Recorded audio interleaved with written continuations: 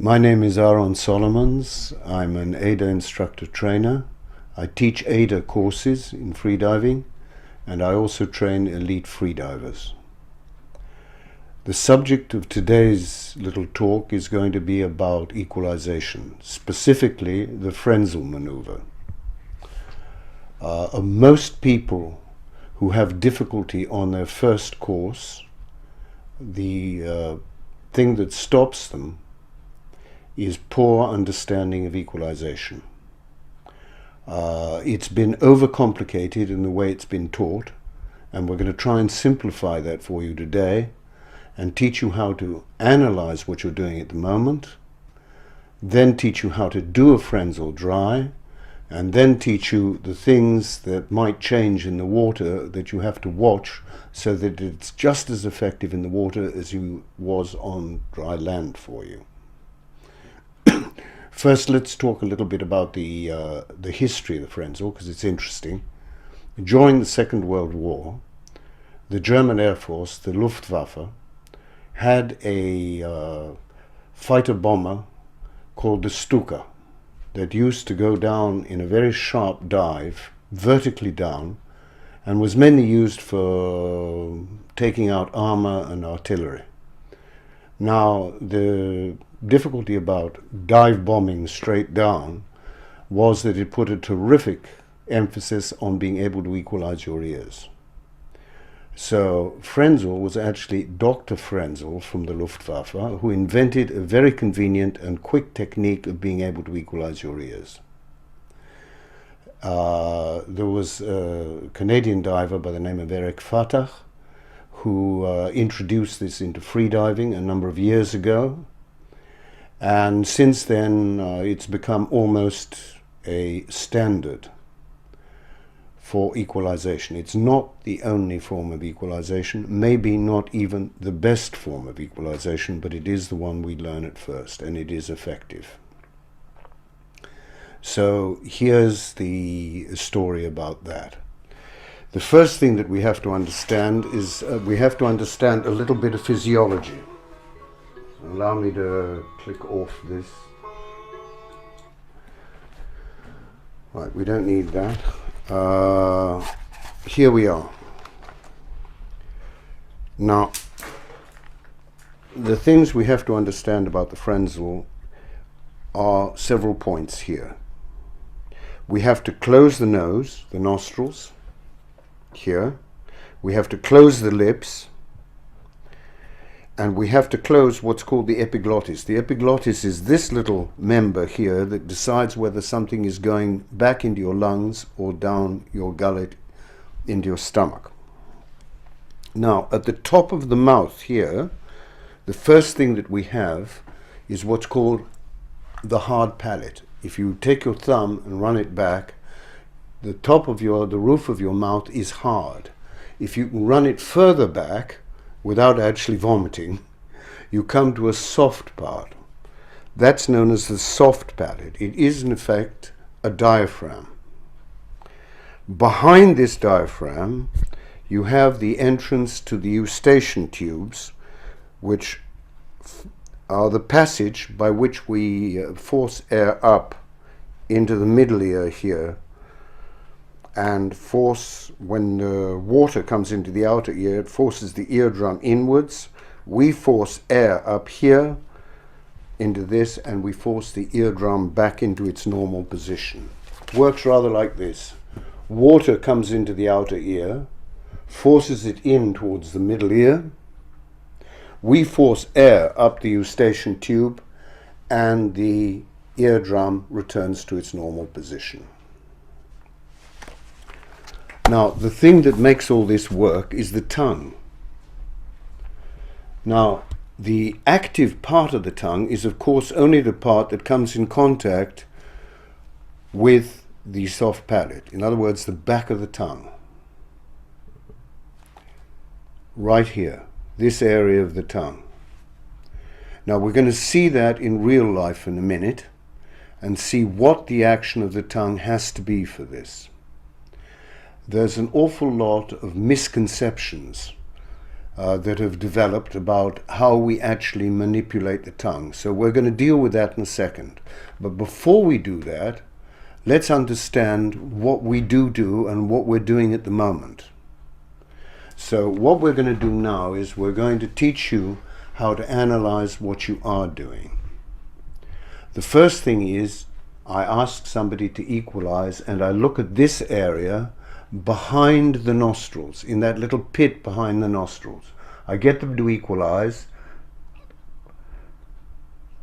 and we can see that popping out.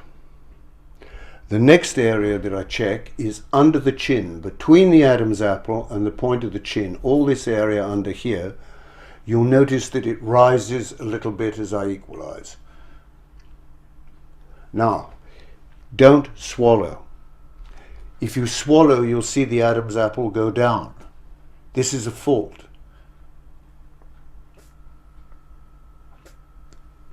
Just simply, it should rise.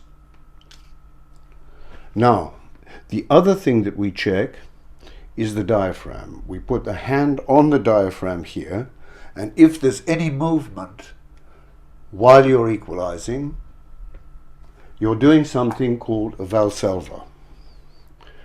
That means to say you're using your diaphragm to push air up towards your ears. This does not work in freediving.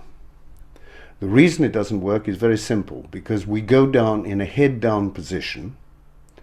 Therefore, when we're upside down, the diaphragm is higher than our ears. Let's say, for the sake of argument, that that's the bottom up there. If I equalize and I'm going down, I'm pushing air with my diaphragm up towards my ears. That's a distance of about 60 centimeters in the average male person. That's working against an enormous amount of water pressure.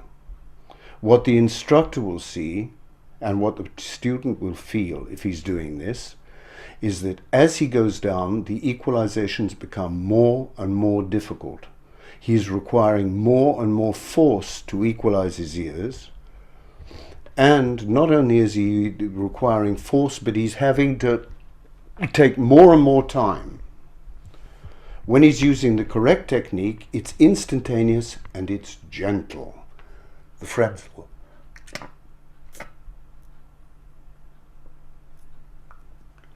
I equalize 5 times then. It's quick and it's very gentle. You can control the amount of force used. If you force your ears, you'll find that at the end of the day you can't equalize at all. This is the reason that most people, as I say, fail the first course. They don't get over the hurdle of equalization. Now, the critical part of the whole thing is this. Too much has been talked about controlling the soft palate and controlling the epiglottis. Truth of the matter is you can forget them. If the tongue action is right, the whole thing is going to work absolutely like a charm, provided the peripheral things, which we'll talk about later, are in place as well. So let's go over to the mirror and let's have a good look at the tongue action and see what can go right and what can go wrong. My voice is going to be funny because I'm wearing a nose clip. By the way, it's a Trigon's nose clip. I hope somebody from Trigon's is watching this, because I expect at least 3 free nose clips for advertising you. It's an excellent nose clip made in Greece. Now, here's the thing. The action of the tongue is critically important, and the part of the tongue that is the most important, as we said, is the back of the tongue.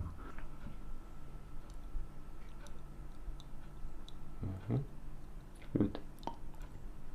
The movement is both quick and gentle. This is the key word. We don't use force in equalizing the ears. So again, let's deal with some faults. One of the faults is making the tongue pointed. Don't do that. Don't push the bottom teeth or the top teeth with the tongue. Like that. That is absolutely unnecessary. It's completely relaxed, lying in the bottom of the mouth.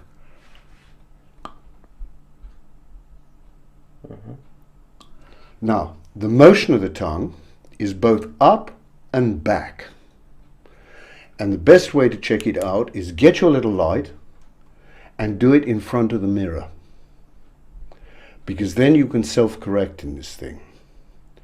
If it's not working there, probably the action is too much up and not enough back. But with practice, anybody can get this movement. Once they've got it, they've got the Frenzel. That's all you have to know about it. If you can equalize finally with your mouth open, you've got the Frenzel. Now we're going to look at the factors that you really have to think about when you're in the water, the extra things. You've already done it in front of the mirror. You've practiced this, and you have to probably practice it a lot until you get it right. There is a process of unlearning before you learn. So be patient with yourself.